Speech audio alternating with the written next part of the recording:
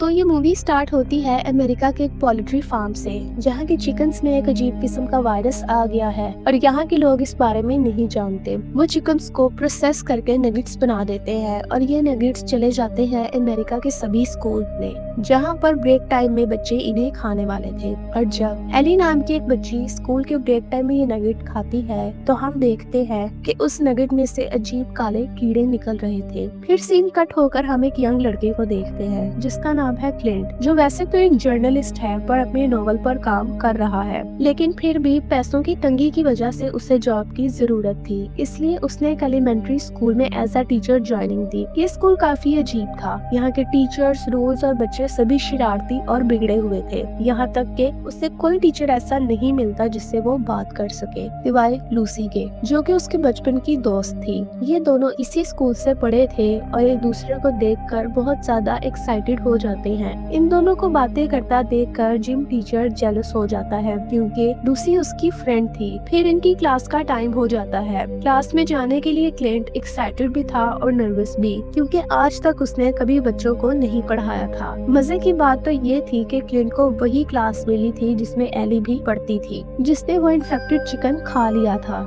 देखते ही देखते उसकी हालत खराब हो जाती है और उसकी पूरी बॉडी पर रैशेज और मुंह लाल हो जाता है और बॉडी धीमी पड़ने लगती है। ये सब देखकर बच्चे उसको बुली करने लगते हैं क्योंकि अभी उन्हें उसकी हालत के बारे में नहीं पता था। जैसे ही एक बच्चा पीछे से उसकी पोनी खींचता है तो पोनी के साथ साथ उसके सर की स्किन भी उसके हाथ में आ जाती है, जिसे देखते ही वो डर जाता है। इससे पहले कि ये बच्चा पीछे मुड़कर किसी को कुछ बताता, एली उठ के इस बच्चे पर हमला कर देती है और उसके मुंह पर काटकर क्लास से बाहर भाग जाती है। क्लिंट बहुत मुश्किल से उनकी लड़ाई रुकवाता है और एली ने जिस बच्चे को बाइट किया था उस बच्चे को लेकर मेडिकल रूम में आता है। उसे एली का बिहेवियर इतना अजीब लगा था कि उसने उसके बारे में आकर लूसी को बताया। अभी ये बातें कर ही रहे थे कि हम दोबारा एली को देखते हैं, जो गुस्से में अजीब तरीके से बेंच पर बैठी थी। उसका क्लास फेलो आकर एली पर उसके फ्रेंड को मारने के लिए गुस्सा होता है तो एली उस पर भी हमला कर देती है और उसकी बॉडी से भी खून निकलने लगता है, जिसका मतलब है एली ने उसे भी इन्फेक्टेड कर दिया है। ये बच्चा भी एली की तरह आगे बढ़कर यहाँ खेलने वाले बच्चों पर हमला करना शुरू कर देता है और देखते ही देखते ग्राउंड के सभी बच्चे इन्फेक्टेड हो जाते हैं और गुस्से में एक दूसरे को काट खाने को भागते हैं। और जब टीचर ये चीज नोटिस करते हैं तो वो बच्चों की लड़ाई को रुकवाने के लिए बाहर आते हैं, लेकिन ये ज़ॉम्बीज़ बने बच्चे टीचर्स पर ही हमला कर देते हैं और बुरी तरह से टीचर्स के बॉडी पार्ट्स उतार कर उन्हें खाना शुरू कर देते हैं। दूसरी तरफ ग्राउंड में जिम टीचर फुटबॉल खेलने में ऐसे मगन थे कि उन्हें पता ही नहीं चला पीछे क्या हो रहा है। अब ये सब स्टाफ रूम में बैठे टीचर्स ने भी नोटिस कर लिया था। तब सभी बच्चे मिलकर जोर जोर से विंडो नॉक करने लगते हैं ताकि ये बाकी टीचर्स पर भी हमला करके उन्हें खा सकें। सभी डरे हुए थे, इसलिए ये इमरजेंसी अलार्म बजा देते हैं। पुलिस यहाँ पहुँचती है, जिसे देखकर इन सबको थोड़ी तसल्ली होती है। जैसे ही पुलिस वाला स्कूल की कंडीशन का अंदाजा लगाने के लिए अपना हाथ फेंस से बाहर निकालता है तो एक ज़ॉम्बी बना बच्चा उसकी उंगलियां ही काट खाता है। फिर वो भी यहाँ से भाग जाता है, लेकिन जान उसकी भी नहीं बच पाती क्योंकि एक ज़ॉम्बी बना बच्चा किसी तरह उसकी कार में बैठ जाता है और कार में ही इस पुलिस वाले को काट खाता है। ये सारी चीजें देखकर अब जिम टीचर पैनिक हो जाता है। वो कहता है हमें यहाँ अपनी मौत का तमाशा नहीं देखना चाहिए, कुछ करना चाहिए। लूसी यहाँ इन्हें रोकने की कोशिश करती है पर वो बिना किसी की बात सुने स्टाफ रूम का दरवाजा खोल देते हैं, जहाँ से एक ज़ॉम्बी बना हुआ बच्चा उन पर हमला कर देता है और वो इससे बचने के लिए उसे खुद से दूर फेंकते हैं, जिसके बाद ये बच्चा क्लिंट के ऊपर हमला कर देता है। क्लिंट बच जाता है। फिर ये बच्चे एक दूसरे टीचर पे गिरते हुए कबर्ड में चला जाता है और मौके का फायदा उठाते हुए जिम टीचर उस कबर्ड को ही लॉक कर देता है। ये देखकर सब टीचर्स शॉक हो जाते हैं और एक टीचर पैनिक होकर यहाँ से भागने की कोशिश करता है और जैसे ही दरवाजा खोलता है बाहर ज़ॉम्बी बने बच्चे उसे भी मार खाते हैं। फिर मुश्किल से ये सब जान बचाते हुए लाइब्रेरी में पहुँचते हैं, जहाँ इन्हें एक और बच्चा नजर आता है जिसे देखकर ये डर जाते हैं, लेकिन फिर इन्होंने नोटिस किया कि ये बच्चा पूरे दिन से लाइब्रेरी में था, जिस वजह से वो इन्फेक्टेड नहीं हुआ। तब वो उसे भी रेस्क्यू करके अपने साथ म्यूजिक रूम में चले जाते हैं। दूसरी तरफ दिखाया जाता है कि ज़ॉम्बी बने बच्चे अब ग्राउंड से इस बिल्डिंग के अंदर आने वाली सभी सभी दरवाजे खोल देते हैं क्योंकि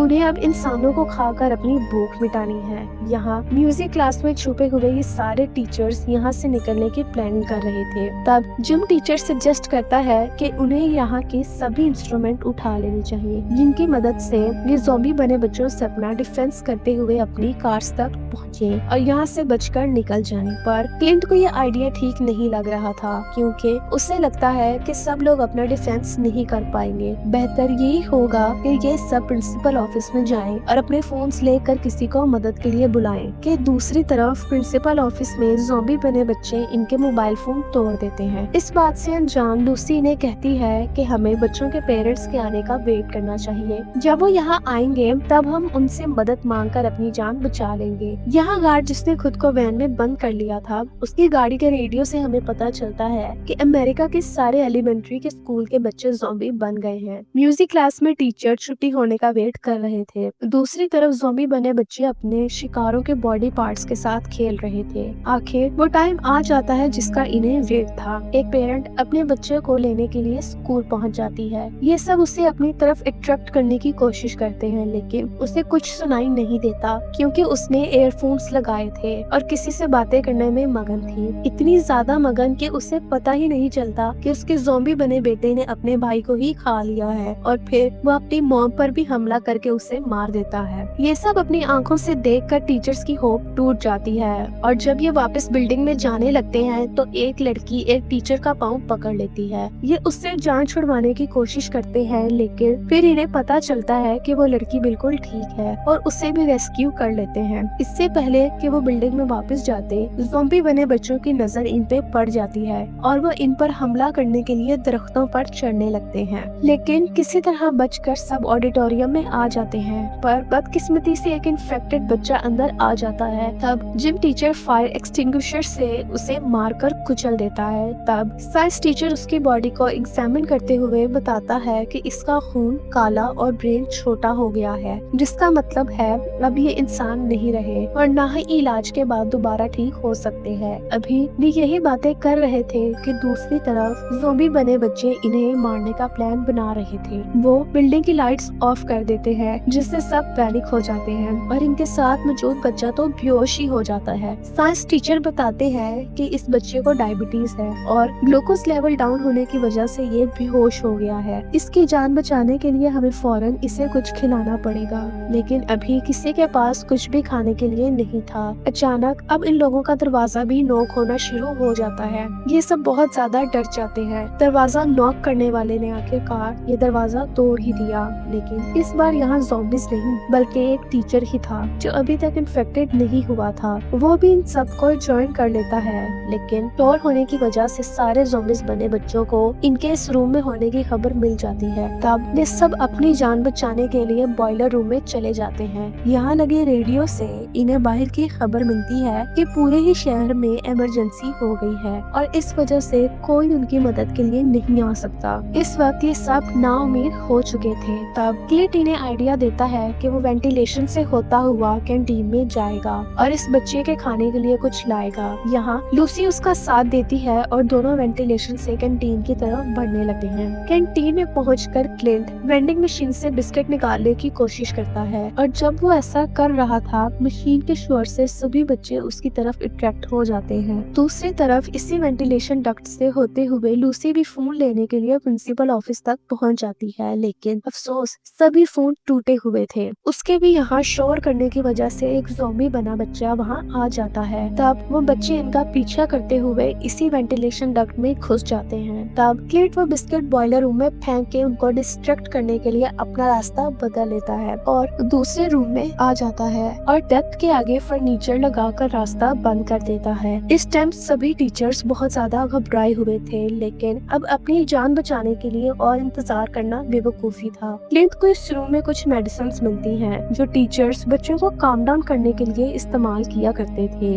वो ये मेडिसिन वेंटिलेशन डक्ट के जरिए बच्चों की तरफ फेंक देता है जिसे खाकर ये बच्चे थोड़ा शांत हो जाते हैं। इसके बाद लूसी और क्लिंट बाकी टीचर से मिल जाते हैं और अपने पास पड़े सामान से ही अपने वेपन्स तैयार करते हैं। जिम टीचर ने यहाँ एक अजीब सी गन बनाई थी जिसके अंदर से टेनिस बॉल निकल कर बच्चों को मार रही थी। इससे ये बहुत से बच्चों को मार कर यहाँ से निकलने में कामयाब तो हो जाते हैं, लेकिन बाहर निकलकर इनके सामने ज़ॉम्बीज बने बच्चों का रश था। तब ये टीम वर्क में सबका सामना करते हुए अपनी गाड़ी तक पहुंच जाते हैं। ये गाड़ी जिम टीचर की थी, जिसमें सब बैठने में कामयाब हो जाते हैं सिवाय जिम टीचर के, क्योंकि वो बच्चों को गाड़ी तक पहुंचने से रोक रहा था। तब क्लिंट सभी टीचर्स को स्कूल से दूर तो ले जाता है, लेकिन ये नहीं जानते थे कि एक ज़ॉम्बी बना बच्चा अभी भी इनकी गाड़ी की छत पर बैठा था। क्लिंट देखता है कि गाड़ी में फ्यूल खत्म हो गया है। ऐसे में इनकी गाड़ी रुक जाती है और ऊपर मौजूद ज़ॉम्बी बना बच्चा क्लिंट के ऊपर हमला कर देता है, जिससे बचने के लिए क्लिंट गाड़ी को ड्रिफ्ट करता है और बच्चा सामने गिर जाता है। फिर उसे मारने के लिए क्लिंट अपनी गाड़ी उस पर चढ़ा देता है और उनकी जान इस बच्चे से बच जाती है। लेकिन